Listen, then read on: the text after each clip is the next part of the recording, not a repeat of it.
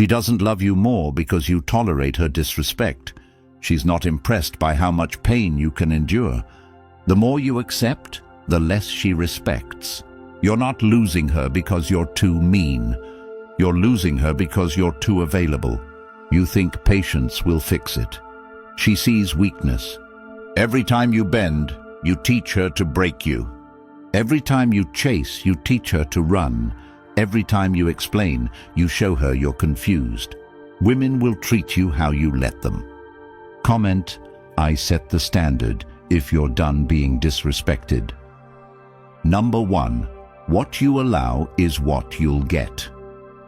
Every situation you find yourself in is not just something that happened to you, it's something you participated in, tolerated or failed to correct when it showed signs of erosion. And in relationships, the quiet moments you choose to overlook, the comments you brush off, the days you go unseen but stay anyway, those are the seeds of your suffering. You allow the slow drip of disregard thinking it'll pass, but what you're really doing is creating a system, a rhythm where you are optional, where your needs become negotiable, and your dignity gets discounted in exchange for temporary peace.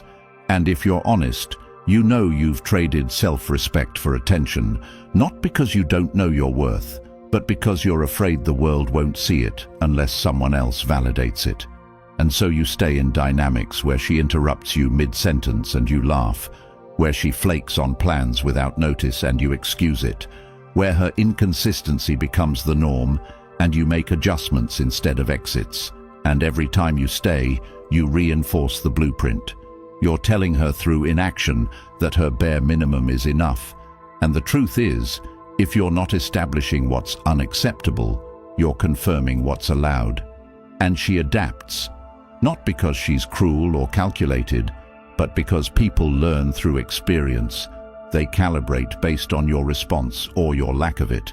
And when you respond with silence, continued effort, or justification for her patterns, the behavior doesn't just continue, it multiplies. She learns that distance will be met with pursuit, coldness with warmth, emotional detachment with your increased availability, and now you're stuck in a role you never auditioned for, the one who always tries harder, and the more you try, the more she retreats, not because she wants you to fail, but because the value she places on you drops each time you place her on a pedestal above your peace. And this isn't about hate, bitterness, or revenge. It's about understanding dynamics that destroy your self-worth. If you're not awake to them, you've likely confused endurance with strength, telling yourself that holding on proves commitment, that being understanding makes you a better partner. But what it often does is turn you into someone who no longer recognizes his own standards.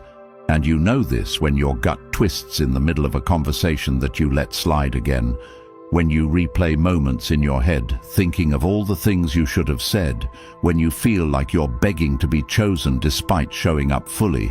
And that's where the shift must happen, not in her behavior, but in your boundaries, because what you allow is what you become complicit in. And the longer you delay that standard, the more your self-respect decays under the weight of unspoken expectations, because expectations don't correct behavior. Boundaries do, and a boundary doesn't have to be shouted. It doesn't need to come with ultimatums. It's a quiet declaration made through action. I don't operate in places where I'm not seen, and that might mean not responding to a message that comes 3 days late. It might mean declining plans that only serve her convenience. It might mean not just walking away, but closing the door and locking it behind you, without leaving it open for her return when she feels like it. And yes, it will feel uncomfortable, especially if your self-worth has been tied to fixing, proving, or pleasing. But discomfort is where new standards are born, where you reintroduce yourself not through force, but through clarity, where the version of you that knows peace is not something to beg for, but something to preserve emerges. And she will notice, maybe not immediately, but people always notice when access is cut off, when effort is no longer one-sided, when you go from being predictable to principled, And here's what happens next. The ones who valued you only for what you gave will drift, but the ones who respect you will rise. And that's not a threat. It's a filter, because the standard you uphold becomes the energy you attract, not because the universe aligns with your confidence, but because your energy repels situations that don't match your new identity. And that's what most don't understand about setting a standard. It's not about changing people, it's about changing the type of people you attract by refusing to make space for the ones who undervalue you. And it all starts the moment you stop tolerating what drains you, when you stop confusing her emotional chaos as passion, her passive aggressiveness as personality, her inconsistency as complexity, because you deserve to be in dynamics that are rooted in stability, not suspense in clarity, not confusion in effort, not excuses. But you'll never have that if you keep explaining your worth instead of enforcing it. And for those who think this means being harsh, closed off, or unloving, understand this. The most loving thing you can do for yourself and those around you is to define what you won't entertain. Because when your presence comes with peace, boundaries, and clarity, people either rise to meet it or reveal they never valued you to begin with. And both are blessings, but you'll never see them if you stay in dynamics that reward disrespect with your continued presence. And if you're tired of the same cycles, of feeling invisible, of wondering why your loyalty isn't reciprocated, the answer is not in trying harder, it's in allowing less, in removing your energy from places that only drain you, in standing firm when tested, in speaking less and enforcing more. Because if people only respect you when you're angry or distant, they never respected you. They feared your reaction, and you don't want fear, you want respect. And that starts the moment you decide you're done managing disrespect with hope, done pleading through patience, done negotiating with your peace, and finally ready to choose yourself without apology, because what you allow is not just what you get, it's what you become. And if you're becoming smaller, quieter, weaker to keep someone close, understand this. That connection isn't love. It's your fear disguised as a relationship. And now it's time to reclaim your role, to set a new rhythm, to show her, not tell her, who you are by what you no longer engage with. Because your time, energy, and love are currencies. And the moment you stop giving them to places that can't afford your value, your life begins to shift. Not because she changed, but because you did. And that change is the standard. And once you've made it, you never go back, because something in you wakes up, something steady, calm, and unshakable. And if that part of you is ready to rise, then now is the time to take it further. The Stoic relationship. Blueprint is not just a book, it's a blueprint for how to live, lead, and love without losing yourself. Built on timeless Stoic principles designed specifically for men who are done tolerating chaos and craving clarity, this book shows you exactly how to reclaim your power, set unbreakable standards, and build relationships that reflect your worth. And now, it's available in audiobook format, so you can listen to it while walking, training, clearing your mind, or taking back your focus. No more excuses. You don't have to wait to read it at home. You can carry this knowledge with you everywhere, whenever you need to be reminded of who you are and what you stand for. Once it's yours, it's always yours. Lifelong access to tools that shift how the world responds to you. Ask yourself, how much longer are you willing to tolerate what drains you? What would your life look like if you had a framework that made you unshakable? It's linked in the comments. Get it, own it, and start leading from your core. Number 2. Respect is set by standards, not words. You keep telling her what you expect. You keep repeating the same lines about respect and honesty and effort, thinking your words are enough to build the structure of a healthy relationship. But the reality is, the more you talk about what you want without showing it through action, the more invisible your voice becomes to her. She hears you, but she doesn't believe you, not because she's stubborn or blind, but because you haven't backed your words with any form of conviction. And the hard truth is that in this world, and especially in relationships, people don't respond to what you say. They respond to what you enforce. And if your words say one thing but your actions tell a different story, she will follow the message your behavior sends. So when you say you won't tolerate being lied to, but you stay the second she cries and apologizes, she learns that your boundaries bend under pressure. When you tell her you don't chase, but then double text and try to fix things every time she withdraws, you teach her that pulling away is how to gain control. And when you say you want mutual respect, but tolerate sarcasm disguised as jokes, backhanded compliments, being compared to others, or treated like an afterthought, you train her to treat you like an option, because your standard isn't in what you demand, it's in what you continue to accept. And the more you accept, the more the bar drops. And soon, you're living in a version of a relationship where your words carry no weight, your needs become background noise, and your time is consistently devalued. And still you think that maybe if you explain more, if you communicate better, if you're more understanding, she'll finally get it. But she already gets it. She understands perfectly. She's responding to the system you've built. A system where your consistency is predictable and her inconsistency is tolerated. And the longer you stay in that loop, the more you lose yourself in the performance of love without the presence of respect. And you can't build anything lasting where respect is not the foundation. And respect doesn't come from raising your voice, doesn't come from long monologues about what you deserve. It comes from walking away from anything that doesn't match your self-worth. And that's the part most can't do, because walking away means letting go of the illusion, of the potential, of the version of her you're still holding onto that might someday rise to meet your love. But love without respect is empty. And if you're not willing to enforce that truth, you'll be used up by someone who only knows how to take, because she doesn't respond to your kindness. She responds to your consequences, not because she's evil or broken, but because people naturally expand into the space you allow them. And if that space is unlimited access no matter the behavior, if it's guaranteed forgiveness after every betrayal, if it's emotional support without reciprocation, you become the emotional safety net for someone who isn't afraid to fall.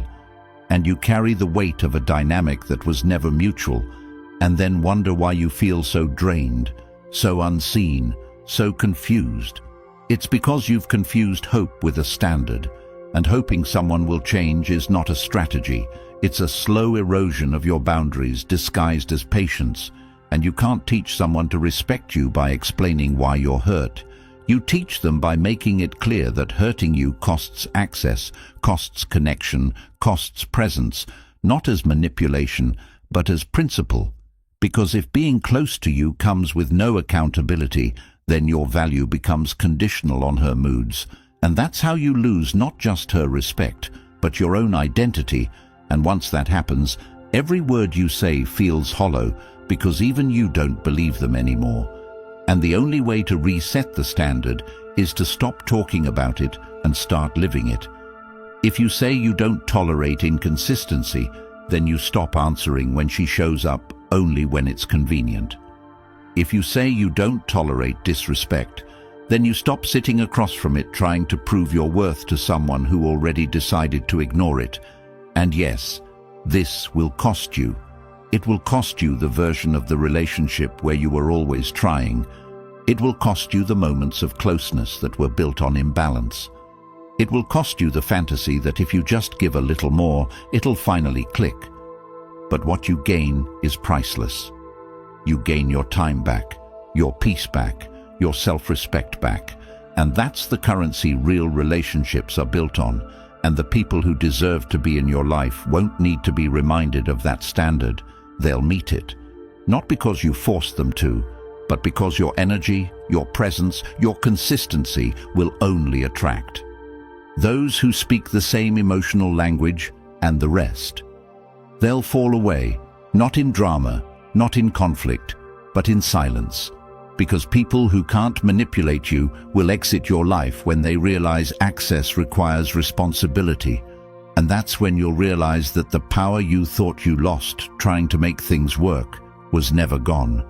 It was buried under compromise, under explanation, under the desire to be loved by someone who doesn't even respect themselves enough to treat others well. And now you're done lowering yourself to be liked, done explaining basic decency, done arguing for value you bring by existing. And that shift, that internal decision, that change in behavior, is how you reclaim your standard, not with words, but with detachment from anything that doesn't honor the values you live by, because in the end, your standard is your compass, and the relationships that survive are the ones that walk the same path.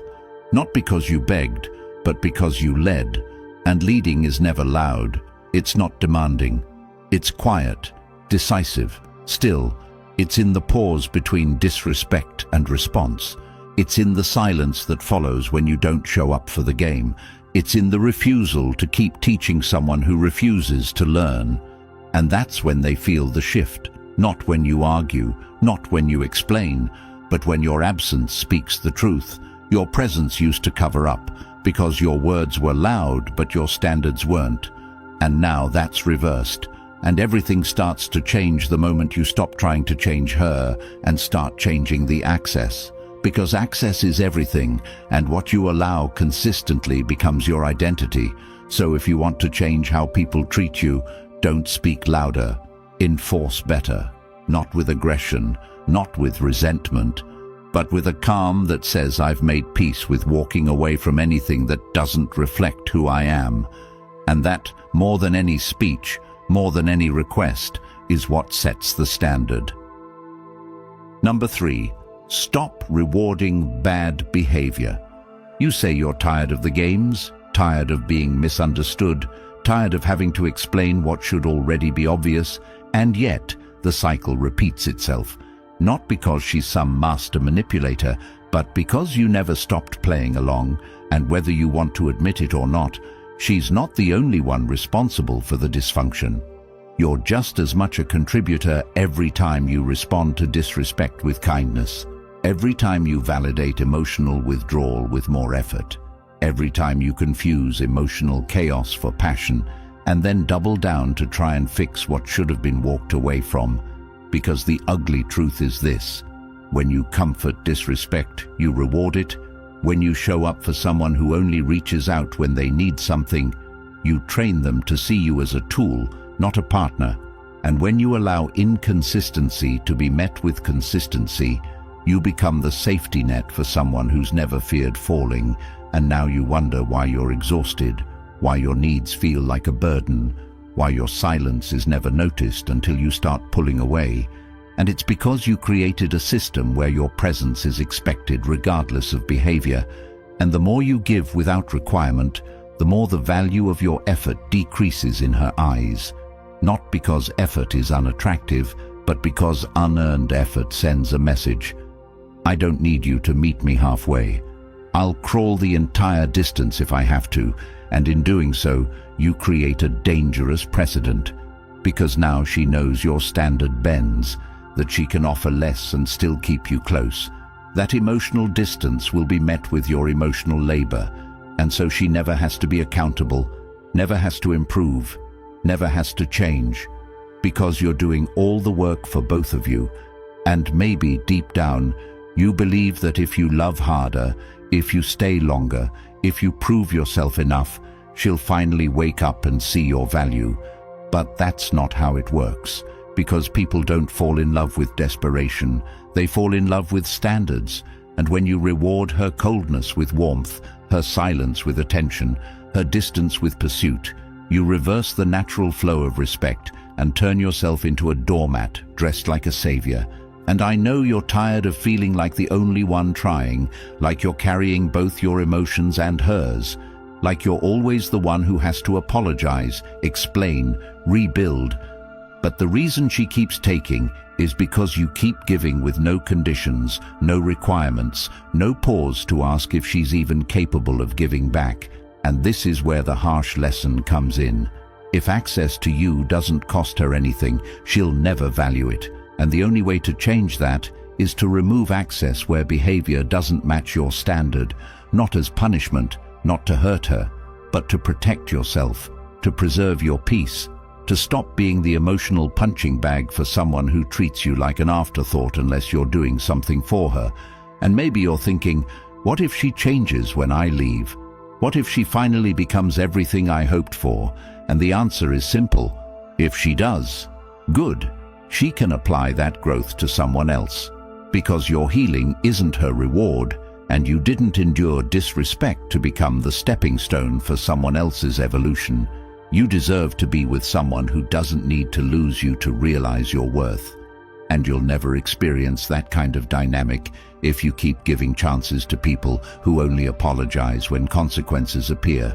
Because apologies without change are just tactics, and change without consistency is just manipulation.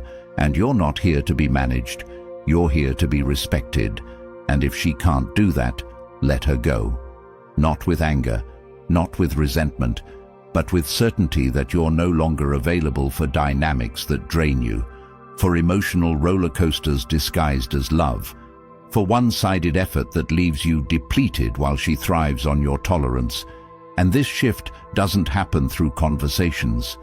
It happens through action, through not texting back when she ghosts you for days and resurfaces like nothing happened, through not being available when her interest suddenly spikes only after you stop giving, through refusing to explain why basic respect is a requirement, not a request, because you're not here to teach someone how to treat you while being disrespected in the process. And if you are, then you're not looking for a partner. You're looking for someone to heal through, and that's a dangerous game, because no matter how patient, loving or understanding you are, if she only responds when there's a threat of losing you, then she never valued you. She feared the consequences of your absence, and that's not the same as love. That's not the same as care. That's not what you deserve. And yes, setting this kind of boundary will make you feel alone at first, but you're not actually losing her. You're losing the version of you that tolerated being mistreated to feel loved, and what you gain in return is immeasurable. Peace, clarity, power, the kind that doesn't need to be loud or explained, the kind that simply refuses to entertain what no longer aligns with your growth. And the beauty of this shift is that you don't need to announce it. The way you stop showing up, stop responding, stop chasing, stop justifying will speak volumes, and those who truly care will rise. Those who never did will fall away. And both outcomes are in your favor, because your energy is not infinite. Your patience is not a weakness. Your love is not something to be thrown at people who can't even meet you halfway. And the minute you start acting like someone who actually deserves the things you keep asking for, you'll stop needing to beg for them, and she'll either adapt or disappear. And either way, you win. Number 4, respect starts with you. Most men aren't disrespected by accident. They're disrespected because they've made disrespect a comfortable experience for others. And what makes this truth hard to swallow is that it means looking in the mirror and asking the kind of questions that don't come with easy answers, like how many times have you stayed quiet just to keep her happy? How often have you said, "It's fine," when deep down it wasn't? How long have you been the one fixing everything while she sits back and does the bare minimum? Because this isn't about her being cruel. It's about you being willing to abandon yourself just to avoid rocking the boat. And the longer that goes on, the more you teach her that your standards are flexible, your time is optional, and your emotional well-being is negotiable. And that's not love. That's neglect you've learned to normalize, and it becomes your reality, not because you don't know better, but because you've been conditioned to see self-respect as arrogance and detachment as weakness, when in fact, they're the foundation of peace. And peace is not something you stumble into, It's something you create when you finally stop entertaining every situation that tests your patience, insults your intelligence, or drains your energy. And that shift starts internally, because most men live as if they're waiting for permission to lead their own lives. They wait for her to notice they're hurting, to suddenly start appreciating all the sacrifices, to apologize first, to take accountability, to start loving them the right way. But that's the trap. The illusion that you need someone else to change before you do, when in reality, everything you're waiting for starts with how you see yourself. Because if you view yourself as someone worth chasing, worth listening to, worth respecting, then you no longer feel the need to beg for the bare minimum. You begin to move differently, speak less, observe more, give access only to those who earn it. And slowly the world starts to reflect back the value you've decided is non-negotiable. And this doesn't happen through rage, through yelling, through confrontation. It happens through detachment, through clarity, through standards enforced in silence, through your ability to walk away from conversations that go nowhere, from relationships that drain you, from people who only show up when it's convenient for them. And every time you do, you remind yourself that your energy is not a resource for people to casually waste. It's a privilege, and when you treat it like one, others have no choice but to do the same. Because the man who respects himself isn't loud, isn't desperate, isn't seeking validation. He simply doesn't entertain anything beneath his values. And that's rare.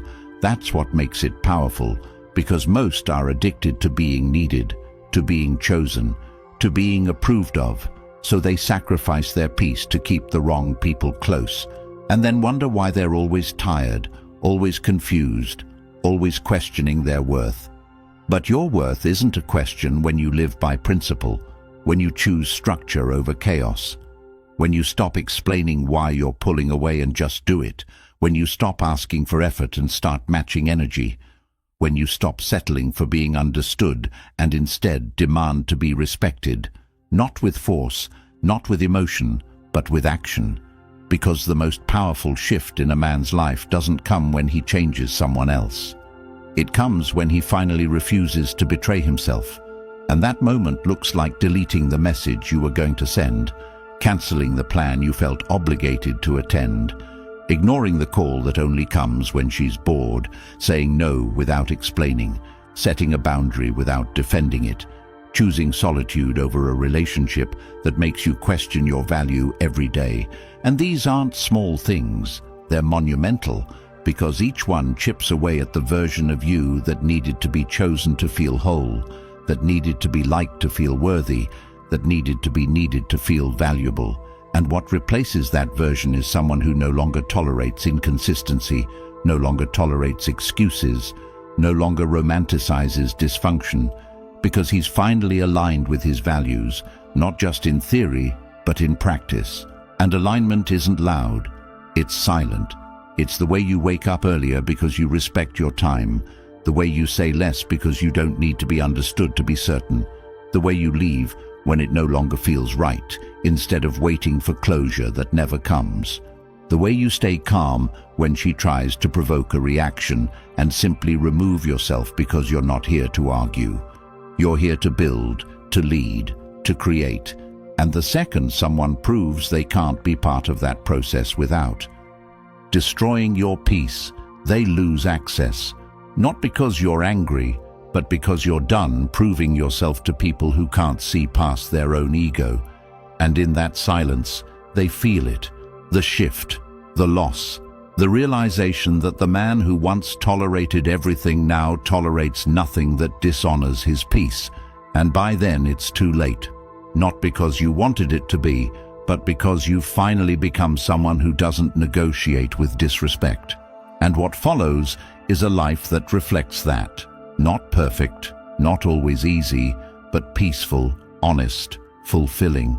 Because you've learned that respect starts with the man in the mirror, not in the mouths of people who only value you when they need something. And that's when you stop chasing, stop proving, stop performing, and start being. And being is enough when it's grounded in truth. in boundaries, in self-respect. And if you want someone to meet you there, make sure it's someone who doesn't require you to shrink, to stay silent, to settle, because real connection never demands you become less to be loved more. It meets you where you are, and if they can't, that's not your loss. It's your lesson. And once you've learned it, you never go back, not because you're bitter, but because you're healed, and a healed man respects himself too much to repeat what broke him. Number 5, walk away. Power is everything. Walking away isn't about ego, it isn't about proving a point, and it isn't about making a scene. It's about protecting the version of yourself that you've spent too long sacrificing just to keep someone around who doesn't value it. And the hardest truth most avoid is that the fear of being alone is the exact reason they stay somewhere they know they're not respected, not prioritized, not even truly seen. And the moment that fear controls you, everything about you becomes negotiable. Your time, your energy, your identity, your principles, all of it gets compromised, one conversation at a time, one "it's okay" at a time, one ignored red flag at a time, and now you're left questioning why you don't feel like yourself anymore. But the answer is sitting in the reflection of all the times you wanted to walk but didn't, all the times you knew it wasn't right, but stayed anyway, all the times you gave more and got less, and convinced yourself love was about endurance when it was always supposed to be about alignment. And it never starts big. It starts small, with a little comment that crossed the line, with a moment where she looked at you like you were less, a passive dig at your worth that you laughed off, a pattern of withdrawal that became normal, and you didn't walk, not because you didn't notice, but because part of you thought staying would fix it, that staying would earn the love you weren't receiving, that if you just proved you were loyal enough, patient enough, kind enough, she'd finally see your worth and meet you there. And now here you are, emotionally broke, drained, disconnected from your own power, thinking something's wrong with you because every effort leads to more distance. Every expression of love gets taken for granted. Every boundary gets treated like a challenge. And what you haven't realized is that she doesn't respect you, not because she's incapable, but because you've shown her that her behavior has no consequences. And people rarely change in environments where there are no consequences. They evolve when they're forced to face themselves through the absence of the person they kept taking for granted. And walking away is the only language some people understand. Not because it's meant to hurt them, but because it's the only thing that makes them confront the truth that you were the constant they never earned. And this is where your strength is born, not in staying and enduring, but in leaving and reclaiming your identity, because the man who is willing to walk away is the man who is never controlled, never manipulated, never stuck in dynamics that destroy him slowly. And she knows it too. She knows when she can lose you and when she can't. And if you're the type that always forgives, always comes back, always explains, always waits, then you've trained her to view your presence as a given, and nothing loses value faster than what is always available. And I know the pain that comes from walking, the silence, the empty bed, the way you keep picking up your phone to check if she finally realized what she lost. But I also know what happens if you don't. I know the emotional hell of staying too long, of waking up one day and not recognizing the man in the mirror, of seeing yourself tolerate things you swore you never would. And the worst part, no one comes to save you from that. No one reaches in to pull you out. You have to choose it. You have to look at the pattern, the imbalance, the disrespect, and decide that your peace is no longer up for negotiation, and that decision will cost you. It will cost you connection, affection, comfort, and the illusion that love is supposed to hurt, but what you get in return is priceless. You get yourself back, and in that silence, in that space, something happens. You begin to heal in ways you never could when you were constantly trying to be enough for someone who didn't even know what they wanted. You begin to build standards not based on who stays, but based on who shows up right, consistently, without being begged, without being reminded, without needing to be convinced. And that's when everything changes, because when a man learns to walk, not out of anger but out of awareness, not out of resentment but out of respect for his own value, his energy shifts, and that shift repels everything that once drained him, because now he's not chasing, not pleading, not adjusting his worth to fit into someone else's lack of vision. And she will notice, not when you leave in rage, but when you leave in silence, when your absence starts speaking louder than your explanations ever did, when she realizes that the man who once gave endlessly now gives to himself, and that's a power no one can take from you, because it's not loud, it's not dramatic, it's not meant to punish, it's meant to protect. And when you have that kind of power, you become rare, because most are too afraid to lose what they have, even if what they have is killing them. Most would rather stay broken than be alone. Most would rather chase closure from people who never cared than create peace through separation. And that's why so many are stuck, not because they don't know what to do, but because doing it requires letting go of who they were when they tolerated everything.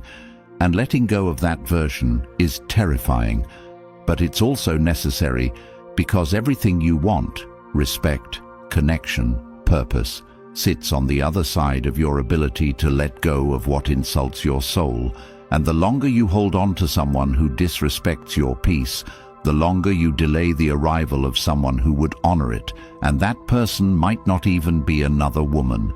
It might be you, the you that exists when you finally stop asking for love in places that only offer pain. The you that thrives in solitude, that builds, that creates, that leads.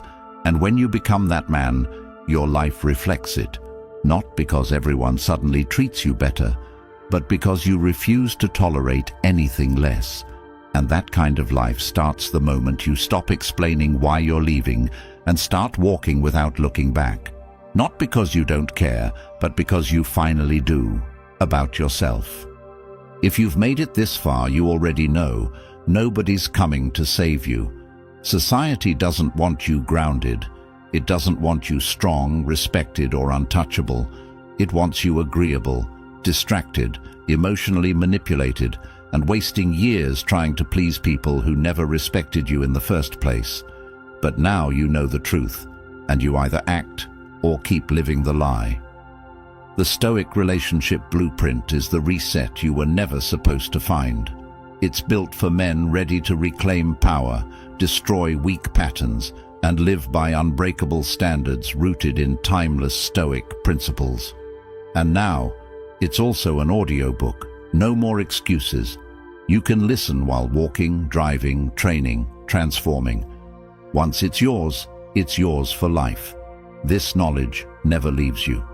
So if you're ready to live with standards that silence disrespect forever, comment, "I choose peace over chaos" below, like this video, and subscribe to help another man escape years of regret. The book is linked in the comments. Own it now, before the world tells you to forget everything you just learned.